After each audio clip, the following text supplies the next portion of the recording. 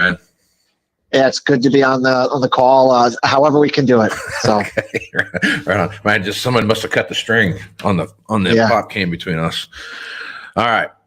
So Shawn, last week, maybe the week before, you had talked about you expected to see a bottom in the marketplace. I think we saw that bottom pretty early last week, where we saw a 3 in front of corn, and December corn was flirting with the 3 right in front of that. And this week we've seen since then we've seen a pretty big rebound, especially this week. So I guess, Shawn, as you look at your data and you start looking at your stuff, do you feel like we hit that bottom and now we're coming back out, or is this more one of those dead cat bounce type things that we see in the market sometimes?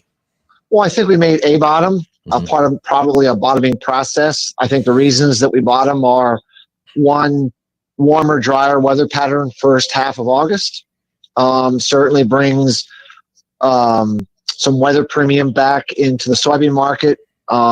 We have some extremely hot, dry weather in the West grain belt, especially the Canadian prairies. So the canola market, for example, and the spring wheat market also saw some weather premium. And so when you start to get some short covering in a market that's heavily short, they all tend to be short all the grains. And so they just tend to buy them all back to various degrees. And I think to some extent, that's one thing. The other thing for like, especially on corn, we've seen export inspections up 30% year over year for the last 3 weeks in a row, meaning it looks like we found a level where buyers are wanting to be very, very aggressive. Meaning it looks like we found a floor price that can move the grain that needs to move. And I think the market was looking for that sign, and it found it. The other factor, more of a macro factor, is that, as everybody knows, the AI Magnificent 7 big tech stocks that have been running up month after month after month after month have been attracting all this capital. What the big macro traders do is they buy one asset and they short another asset as a hedge. There was a big trade going on where they were borrowing money in Japanese yen, and then they were taking that very, very low cost capital, buying the Mag 7 stocks, buying precious metals, buying crude oil, and shorting things like grains. And if you've been noticing, the yen has had a huge bullish reversal back up, and it's blowing up these macro trades. So we've seen gold and silver and copper get completely obliterated. We've seen oil really take it on the chin. And of course, the Mag 7 AI stocks, had a huge correction on this unwind of this cross yen carry trade. So I think, so what happens, that means shorts in the grains have to buy some of those shorts back because of a macro trade. So you put all these things together, Casey, and it just kind of set the bar that we priced in about everything you could price in on the bearish side, and then we've started to change that just a little bit, and we've gotten ourselves a rally here. Is it up and away from here? I don't think so. Harvest is coming, even with a warmer, drier pattern. I don't think a Western-based grain drought is going to create the kind of short soybean crop that takes it, to back to the teens. I don't think so. But what it does do is it gives farmers a chance to sell a rally, a better price than they had before for those bushels that they absolutely positively have to move and plan on moving before harvest or at harvest. This is an opportunity to make sure you sell a rally instead of selling into a hole like we were several weeks ago when everyone was panicking and saying you got to settle all here. We have a shot here to sell a better price. May not be the price you want, may not be the price you're hoping for, but a 60-cent rally in soybeans is better to sell 60-cent rally than to sell it prior to that. And that's what I try to focus on, especially this time of the year when farmers have to do stuff. Yep. Understand what you're saying. All right, so let's talk a little bit about what you're hearing from your customers a little bit as far as overall crop conditions go. I've talked to guys in Iowa, Illinois, Indiana, Ohio, eastern Nebraska. East Nebraska is getting a lot of rain, just like going north of there into Minnesota, into western Iowa, and those kind of, you're seeing that still, those huge rain patterns. Talked to some folks in Iowa, in Illinois. So I hear really, really awesome. I hear it's okay, and I've heard it's going to be off this year. But it's very pocketed. It feels like, again, like we saw somewhat maybe a year or two ago when we saw something similar to that. What are you hearing from your customers on that front, and what do you feel like the overall consensus is right now for the corn crop? I think the market expects ultimately that yields are going to come in above trend. I believe that's what everyone is expecting. Whether it's 182 or it's 184, we can all dial in what we think it's going to be. And by the way, doesn't mean that is correct.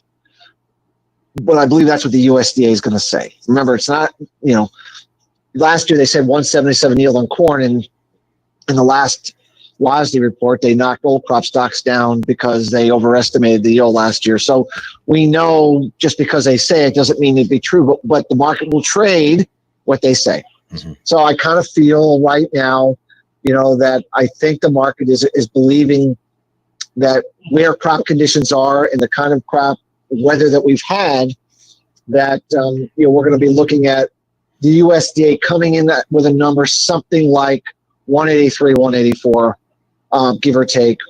And I think that's where the market is at. I don't think ultimately it's that good, but that's the number we're going to have to deal with for a little while when they put it out there, because I do believe by the time we get to September, they're likely to come up with that number, whether right or wrong.